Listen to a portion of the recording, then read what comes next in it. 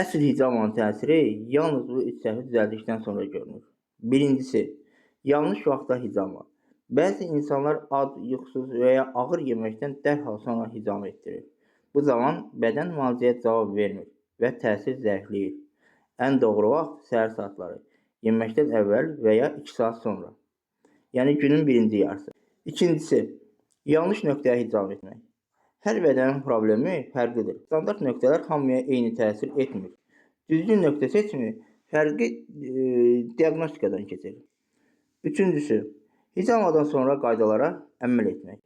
Hicama bitdikdən sonra bədən isti saxlamaq, bol su içmək, 24 saat duş qəbul etməmək və ağır yeməklərdən uzaq durmaq vacibdir. Bu üç səhvi düzəldikdə bədən özünü təmizləyir, enerji bərpa olunur və hicamanın əsl gücü ortaya çıxır. Yalnızca saxlayaq ki, hicama sadəcə qan çıxartmaq deyil, bədəni yenidən oyatmaqdır.